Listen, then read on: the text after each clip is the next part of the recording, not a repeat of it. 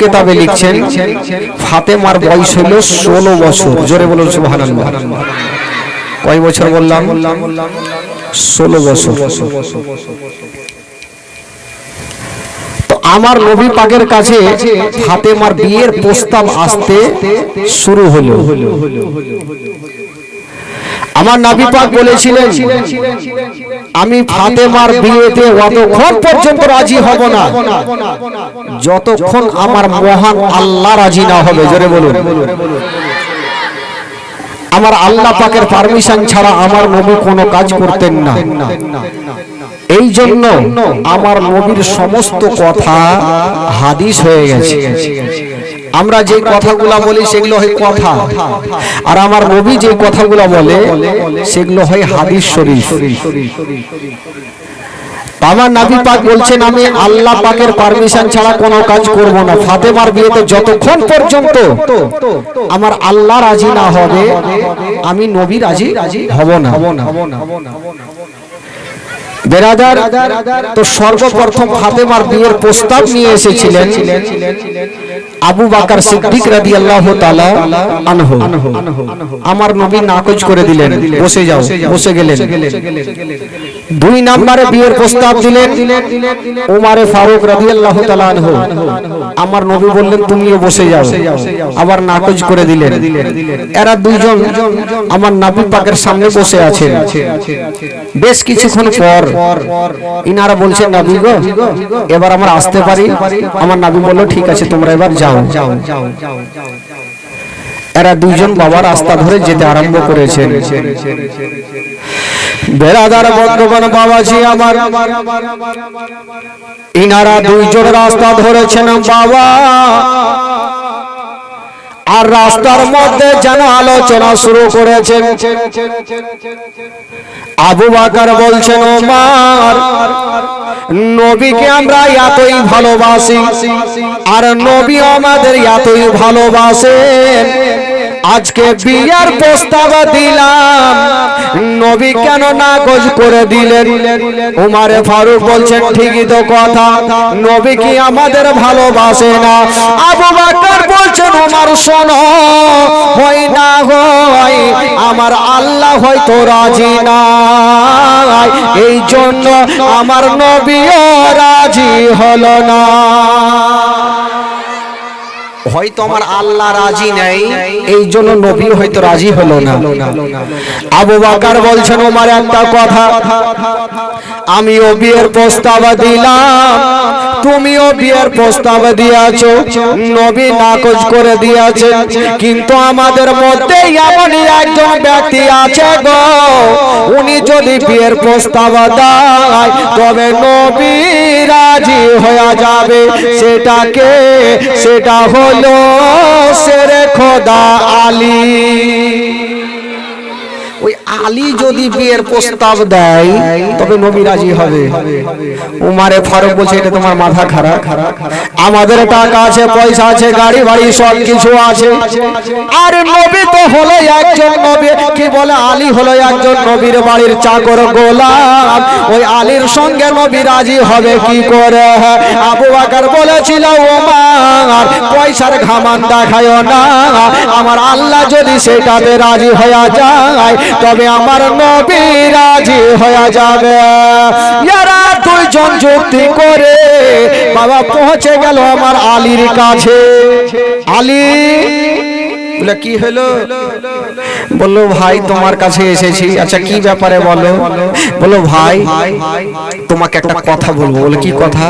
বলো ভাই শুনেছি নবীর বেটি ফাতেমা 16 বছর হয়ে গেছে, তাই আমাদের মনের ধারণা তুমি বিয়ের প্রস্তাব নিয়ে যাও, নবী রাজি হবে। আলী বলছে আপনারা গিয়েছিলাম না? আমরা গিয়েছিলাম, সম্ভব হয়নি। বলে তাহলে মাথা খারাপ, আমি ভুল করে নবীর দরবারে যাব না। বলে কেন? বলে তোমাদের টাকা পয়সা গাড়ি বাড়ি সব আছে, যদি তোমাদের সঙ্গে নারাজ হয় একজন নবীর বাড়ির চাকর গোলামের সাথে কি করে ফাতেমার বিয়ে দেবে? আমি যেতে পারবো না। শেরে খোদা আলী যাবে না, আর ইয়ারা আলীর হাতখানা কোনো মতে ছাড়ে না। ও গো আলী তোমাকে যেতে হবে। শেরে খোদা আলী বলছে বলছেন ভাই শোনো, আমি নবীর বেটি ফাতেমার বিয়ের প্রস্তাব নিয়ে যাব না, ইয়ারা দুইজন আলীর হাতখানা ছাড়ে না।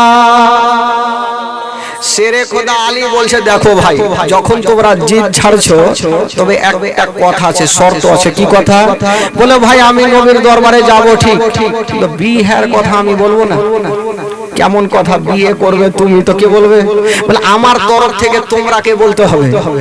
এরা দুইজন পেশালে যুক্তি করছে, আগে একটা লিয়ে চলতো, লিয়ে যে ফাঁসিয়ে দিবে। তো শেরে খোদা আলী বলছে দেখো ভাই তোমরা বলবে তো? বলে হ্যাঁ বলবো। দেখো ফাইসালা করে যাচ্ছ, ওখানে বলতে হবে। বলে হ্যাঁ বলবো। এরা দুইজন যুক্তি করে শেরে খোদা আলীকে নিয়ে যাচ্ছে না। বাবা অর্ধেক রাস্তা যেতে নাই, বাবা গো আমার মহান আল্লাহর অর্ডার হয়ে গেল। আল্লাহ বলে জিবরিল দেরি করো না, তাড়াতাড়ি করে যাও। কোথায় যাব? বলছে না ও জিবরাইল তুমি আমার নবীর কানে কানে খবরটা জানিয়ে দাও, আমার নবীকে বলে দাও যে ওই শেরে খোদা আলী বিয়ের প্রস্তাব নিয়ে আসতেছে ফাতেমার জন্য।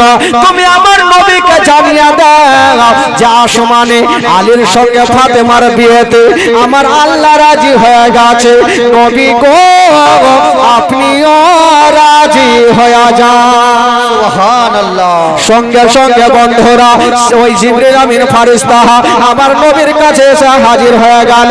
আসসালাতু ওয়াসসালামু আলাইকা ইয়া রাসূলুল্লাহ, আসসালাতু ওয়াসসালামু আলাইকা ইয়া হাবিবাল্লাহ। নবী বলে জিবরাইল বলো কি খবর? বলছেন নবী গো ইয়া রাসূলুল্লাহ ইয়া হাবিবাল্লাহ, নবী গো এখনই আলী আসতেছে বিয়ের প্রস্তাব নিয়ে। নবী গো আলীর সঙ্গে ফাতেমার বিয়েতে আমার আল্লাহ রাজি হয়ে গেছে। নবী গো আপনিও রাজি হয়ে যান। বাবা গো এই কথা বলে দিয়া জিবরাইল চলে গেলেন। আর এরা তিনজন গিয়া আমার নবীর দরবারে হাজির হয়ে গেল। এরা তিনজন গিয়ে নবীর দরবারে হাজির। আচ্ছা তিনজনের নাম কি কি ভাই?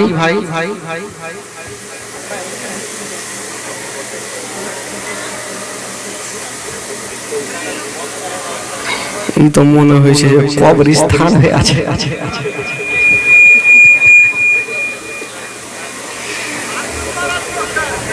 হাত একটু মুখে কথা বলেন, এইভাবে আছে তো আছে। কি হয়েছে? ঠান্ডা লাগছে তো বন্ধ করে দাও, শরীরে চর্বি হয়েছে নাকি? আবু বকর সিদ্দিক আর উমরে ফারুক আর শেরে খোদা আলী এরা তিনজন আমার নবীর দরবারে হাজির। আমার নবী জিজ্ঞাসা করছেন আবু বকর আচ্ছা বলো তো কেন এসেছো? আবু বকর লম্বা সুরে বলছে মানে আমি বলবো না, কে বলবে? আলী বলবে। উমর কেন এসেছো বলো? উনিও বলছে মানে আমি বলবো না, আলী বলবে। শেরে খোদা আলীকে বলছে আলী আচ্ছা বলো কেন এসেছো? শেরে খোদা আলী ঘোড়া আমার আবু বকর বাড়ি থেকে ফাইসালা করে এসছো, বিহার কথা আমি বলবো না, তোমরাকে বলতে হবে। বল। বলছে ভাই বলতাম কিন্তু আর বলতে পারবো না। এরা তো ফাঁসিয়ে দিল। আমার নবী জিজ্ঞাসা করছেন আবু বকরের কাছে শুনবো না, উমরের কাছে শুনবো না, আলী বলো তুমি কেন এসেছো বলো। আচ্ছা বলেন তো ভাই শেরে খোদা আলী আমার নবীর দরবারে কেন গেছেন? আমার নবী জানে কি জানে না? জোরে বলুন। আমার নবী সব জানে, তাও জিজ্ঞাসা করছেন আলীর জবান থেকে শোনার জন্য। বলছেন আলী বলো আমি আবু বকরের কাছে শুনবো না, ওমরের কাছে শুনবো না, আমি তোমার জবান থেকে শুনতে চাই, বলো তুমি কেন এসেছো? শেরে খোদা আলী ভাবলো ফেঁসে গেলাম, এখন না বললে চলবে না। নবী যখন প্রশ্ন করেছে উত্তর আমাকে দিতে হবে। বলছেন ইয়া রাসূলুল্লাহ ইয়া হাবিবাল্লাহ, নবী গো আমি আপনার কাছে এসেছি। সুবহানাল্লাহ। আচ্ছা এসছে তো দেখতে পাচ্ছি, কেন এসেছো বলো? আবার বলছেন ইয়া রাসূলুল্লাহ আমি আপনার কাছে এসেছি। আরে আইসা তো বুঝে গেলাম, ব্যাপারটা বলো কেন এসেছো? আবার বলছে আপনার কাছে এসেছি। বাবা গো বুকটা ফুটে কিন্তু মুখটা ফুটে না, ওই বিবাহের কথা আমার নবীর সামনে বলতে পারে না। শেরে খোদা আলী ভাবছেন আমি একজন নবীর বাড়ির চাকর গোলাম, আরে গোলাম হয়ে বাদশার বেটির সাথে বিয়ের কথা বলবো কি করে? আর আমার নবী বারবার করে বলছে আলী তাড়াতাড়ি বলো, কেন এসো তাড়াতাড়ি বলো। শেরে খোদা আলী ঘুরে দেখছে পিছনে কোনো গুলখি আছে কিনা ভাগার, বলে দিব যদি নবীর আগে যায় গুলখি দিয়ে ভেঙে যাবো, বলেই দি যা হবে দেখা যাবে।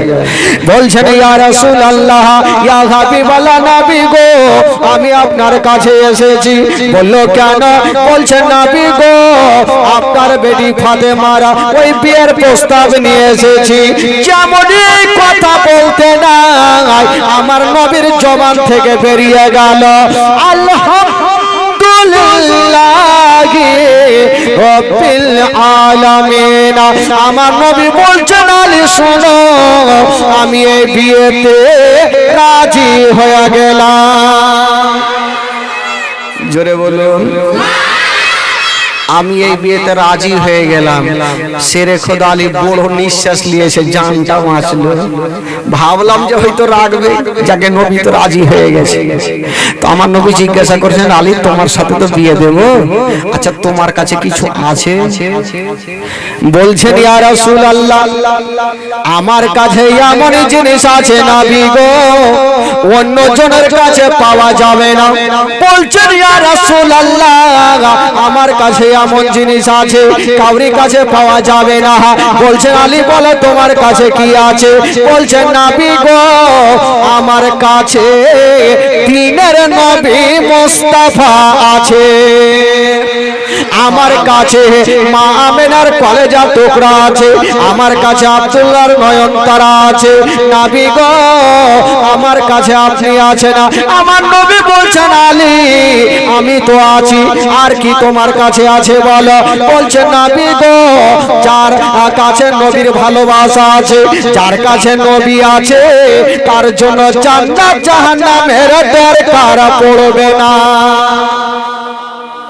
আমার নবী বলল আলী আমি তো আছি, আর তোমার কাছে বিক্রি করার কিছু আছে? শেরে খোদা আলী বলছেন ইয়া রাসূলুল্লাহ ইয়া হাবিবাল্লাহ নবী গো আমার কাছে শুধু একটা লোহার পোশাক আছে যেটা পরিধান করে যুদ্ধের ময়দানে যাই। আমার নবী বলছেন আলী যাও যাও ওই পোশাকটা তুমি বাজারে বিক্রি করে আসো।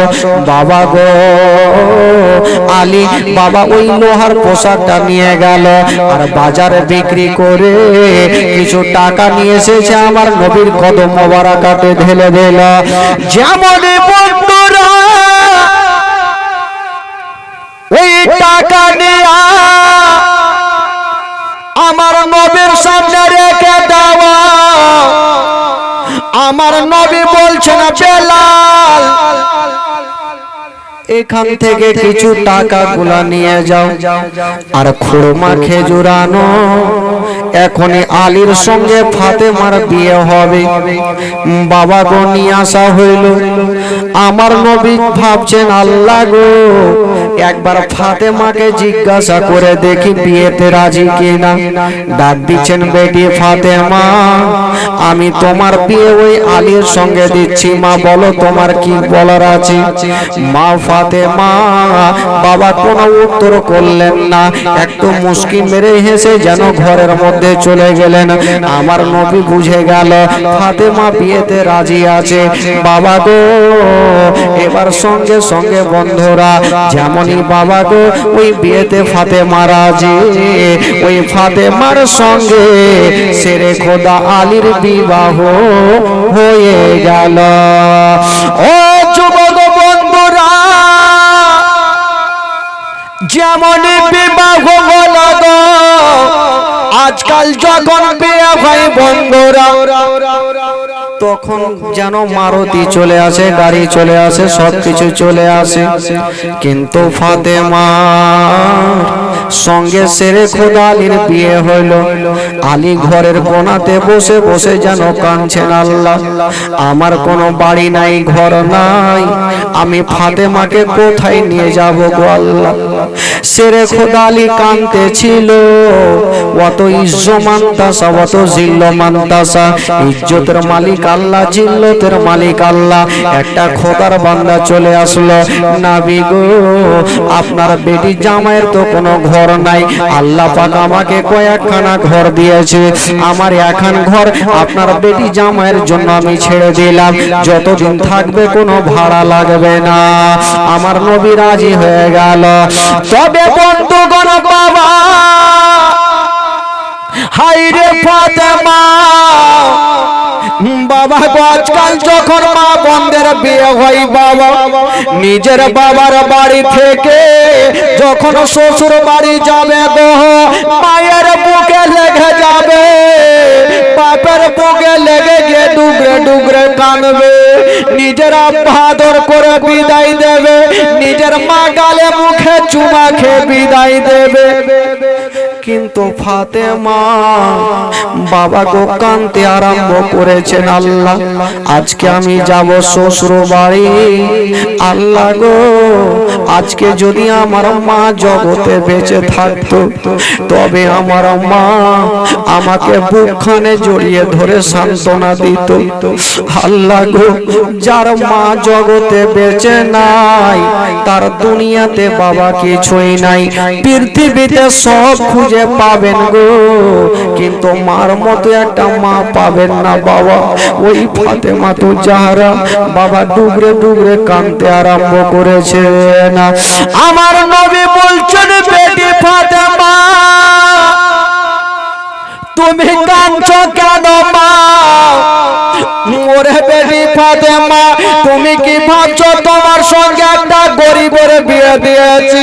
ওরে বেটি ফাতেমা, তুমি চিন্তা করো বাবা, এই আলী এমন একটা ছেলের মা, ওই আলীর সঙ্গে কাউরি তুলনা করা যাবে না। ফাতেমা তো যারা বলছেন, আব্বা আমি সেটার জন্য কাঁদি না, আব্বা গো আজকে আমি যাচ্ছি শ্বশুর বাড়ি, আজকে যদি আমার মা বেঁচে থাকতো আব্বা আমাকে বুকে জড়িয়ে ধরে সান্ত্বনা দিত আর বলতো, বেটি রে যারে মা যা, আমি তোমার মা, তোমার জন্য দোয়া করব, তোমার বাড়ি আমি কালকে পরশু দিন ঘুরতে আসবো মা, এই কথা বলে আমাকে বিদায় দিত। হায়রে নবী মুস্তাফা বেটি ফাতেমাকে টেনে যেন বাবা বুকখানে লাগিয়ে নিয়েছেন, চোখের পানি মুছে দিয়া বলছেন, বেটি ফাতেমা তুমি চোখের পানি ফেলিও না রে মা, কান্দিও না রে মা, কান্দিও না, আমি সব সহিব, কিন্তু তোমার চোখের পানি দেখতে পারবো না। হাজার হলো ফাতেমা বাবা গো নিজের মাকে হারিয়েছে, বাবা গো কলেজা খানা থামে না, ডুগরে ডুগরে কান্দে। আর আমার নবী মুস্তাফা ফাতেমার মাথায় হাত বুলিয়ে দিচ্ছেন বাবা, ফাতেমাকে সান্ত্বনা দিচ্ছেন। বন্ধুরা বলছেন, বেটি ফাতেমা তুমি চোখের পানি ফেলিও না মা, আজকে তুমি খুশি মনে বিদায় নিয়ে যাও। ফাতেমা তো জাহরা আব্বা জানের কাছ থেকে যেন বিদায় নিয়ে চলে গেলেন বাবা। আমার নবী কাঁদতে থাকলো, আজকে বাবা নবী নন্দিনী হযরতে ফাতেমাকে বিদায় দিলেন। ওই দিকে ফাতেমা তো জাহরা যেমনই বাবা চলে গেলেন, কোন কেতাবে লিখছেন সন্ধ্যার সময়, কোন কেতাবে লিখছেন ভোরের সময়, আমার নবী ফাতেমার গেটে যেন ডাক দিতেছে, ঠক ঠক করে আওয়াজ দিতেছেন। ফাতেমা ভাবছেন আল্লাহ এটা তো আমার আব্বার গলা লাগে আল্লাহ, তবে আমার আব্বাকে আমাকে দেখার জন্য চলে এসেছে। আল্লাহ গো, আমার আব্বা আমাকে একটা মিনিট না দেখলে যে থাকতে পারে না।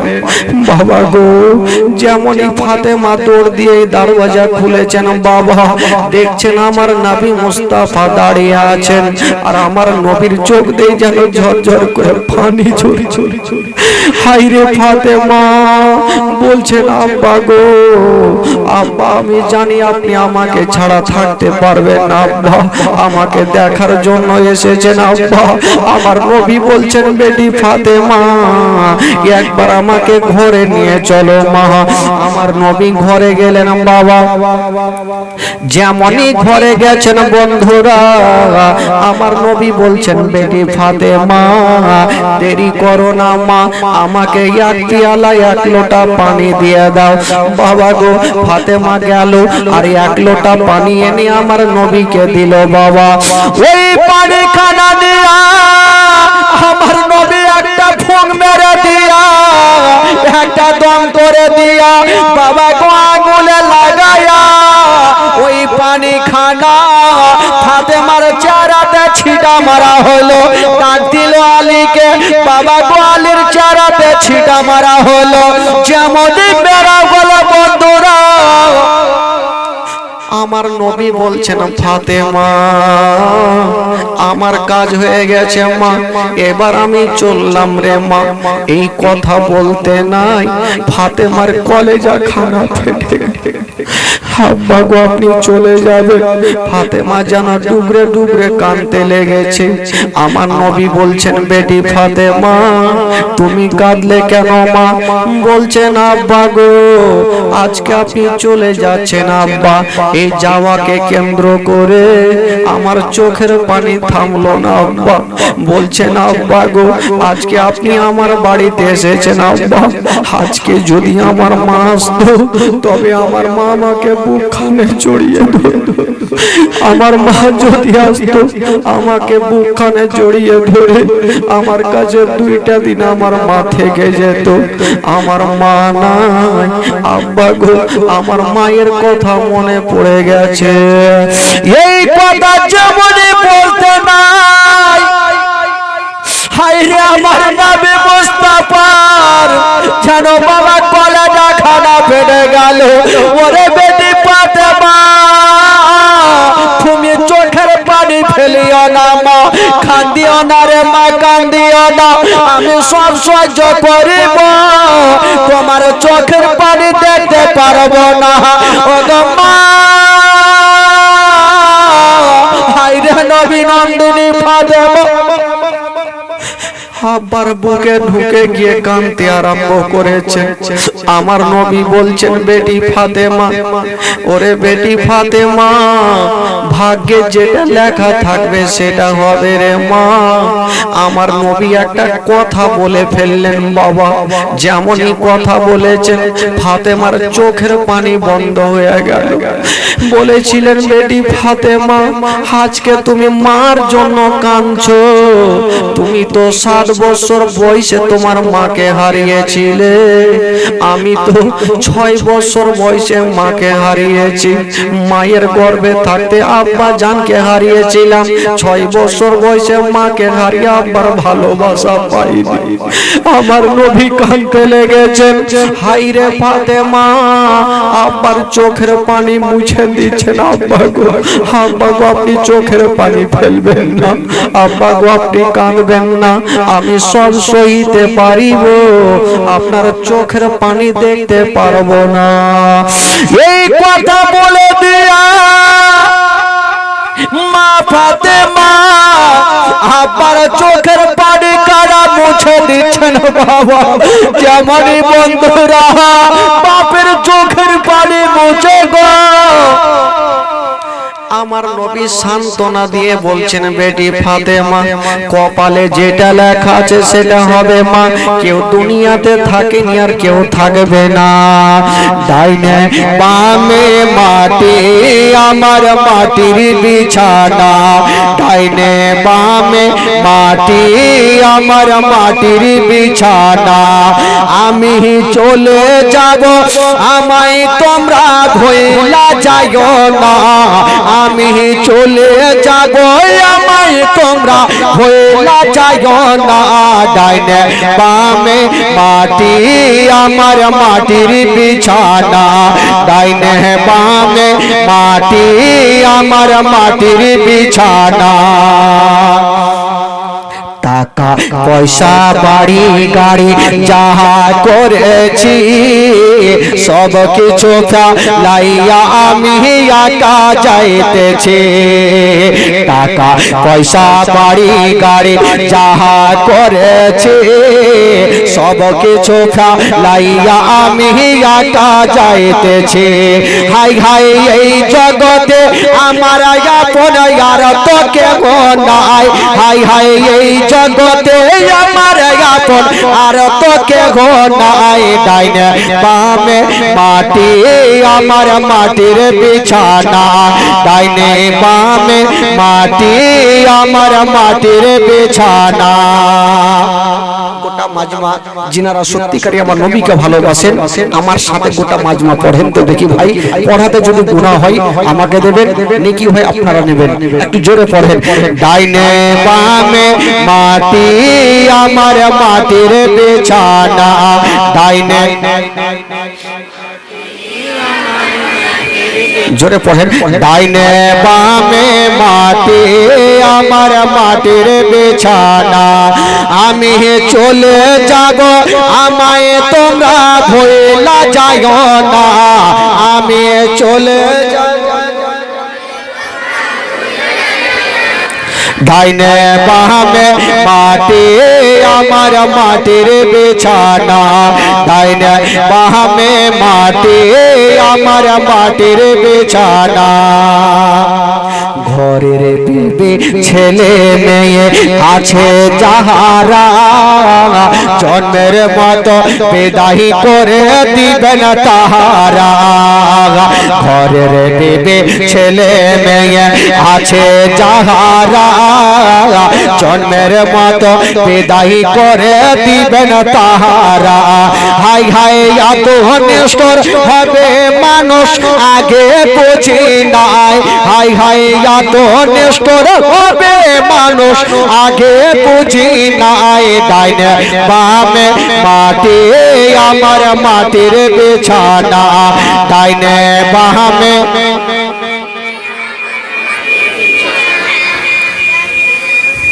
ঢেকে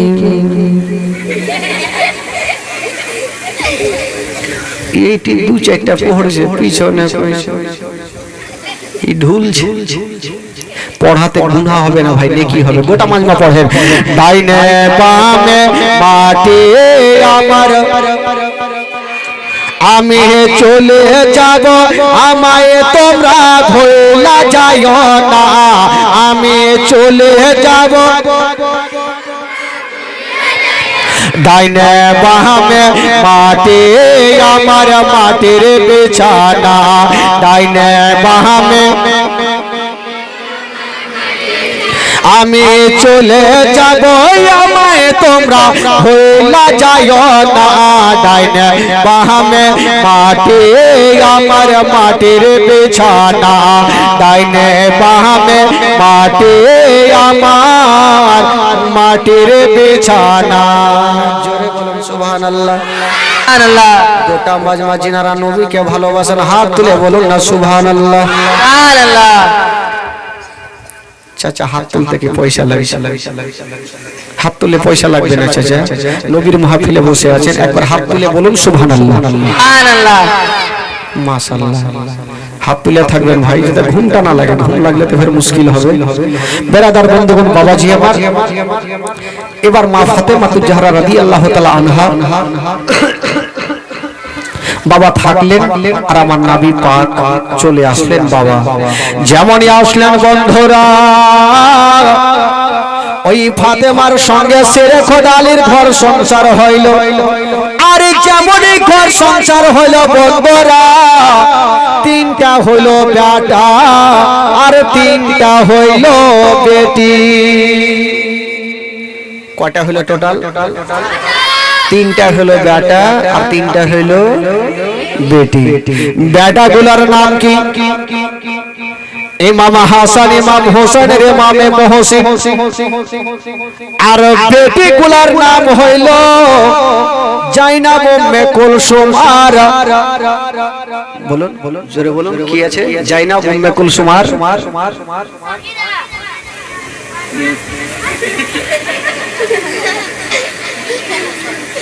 মানে ভুল ভালো বলতে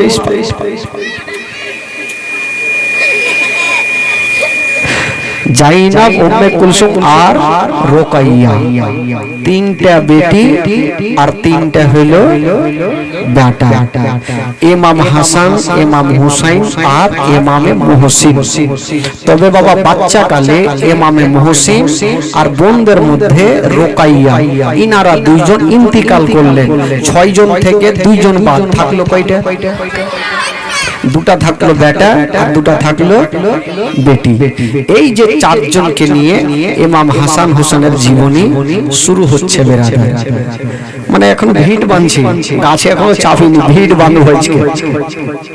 বাবা গো, ইমাম হাসান হোসেন দুনিয়াতে চলে আসলেন বাবা। একটা কথা, ইমাম হাসান হোসেন বড় হতে লাগলো, কথা বলতে লাগলো, হাঁটা চলা করতে লাগলো। তবে আমার নবী পাক দোনো নাতিকে এত ভালোবেসেছেন, কোনদিন একটা বড় কথা পর্যন্ত বলতেন না। জোরে বলুন সুবহানাল্লাহ। সুবহানাল্লাহ। নিজের জান থেকেও বেশি ভালোবাসতেন দোনো নাতিকে, কোনদিন কষ্ট দিতেন না। একদিন ভাই ইমাম হাসান আর ইমাম হুসাইন সিলটে লেখা লিখেছেন। সিলট বুঝলেন তো? সিলট আজকাল সিলট আছে মানে খুব কম আছে। আজ আগের চাচারদেরকে জিজ্ঞাসা করেন, ওরা খাতা কলম খুব কমই পেয়েছে, সিলটেই পড়েছে প্রাইমারিতে যতদিন পড়ে। তো সিলটে লেখা লিখেছে, ইমাম হাসান লিখেছেন এখন সিলটে আর ইমাম হোসাইন লিখেছেন এখন সিলটে। ইমাম হাসান বলছেন, ভাই হোসাইন তোমার থেকে আমার লেখা বেশি ভালো। আর ইমাম হোসাইন বলছে, তোমার মাথা খারাপ, তোমার থেকে আমার বেশি ভালো। এই যে বাচ্চা ছেলেরা ভাই ভাই যখন বাড়িতে ঝগড়া লাগায়, এর দোনো ভাই কম্পিটিশন শুরু করলো। ইমাম হাসান বলছে আমার লেখা ভালো, আর ইমাম হোসেন বলছেন না ভাই আমার লেখা ভালো। তো যাকে ইমাম হাসান বলছে, দেখো ভাই যখন তুমি তোমার লেখা ভালো, আমি আমার লেখা ভালো, তো এক কাজ করো আর বিচার চলো নিয়ে যাব, মার কাছে যাব। মা যদি উত্তর দিয়ে দেয় যে হাসানের লেখা ভালো, তো ওইটাই ভালো। চলো তাহলে দোনো ভাই গুটি গুটি পায়ে মার কাছে হাজির। বলছেন, মা গো ওগো জননী মা, আমরা দোনো ভাই তোমার কাছে এসেছি মা, একটা বিচার নিয়া। কি কথা বেটা, বিচার কিসের? দোনো ভাই দুইখানা সিলট রেখে দিলেন মার কাছে আর বলছেন, মা গো এটা আমার লেখা আর এটা হলো আমার ছোট ভাইয়ের লেখা, বলতেন গো মা কোনটা লেখা ভালো। আজকাল যদি মা বহিনেরা হইতো ফাটাম করে উত্তর বলে দিত, যা বড় বেটার লেখা ভালো, ছোট বেটা কষ্ট পাচ্ছে পাকা, দেখার কিছু নাই, বলে দিবে ফাটাফাটি যান। কিন্তু দেখেন ফাতেমা তো যারা একবার ছোট বেটার দিকে দেখছেন, একবার বড় বেটার দিকে দেখছেন। এখন যদি বলে দি আমার বড় বেটার লেখা ভালো, তবে ছোট বেটা কষ্ট পাবে। আর যদি বলে দি ছোট বেটার লেখা ভালো, তবে বড় বেটা কষ্ট পাবে। আল্লাহ আমি মা কোন ছেলে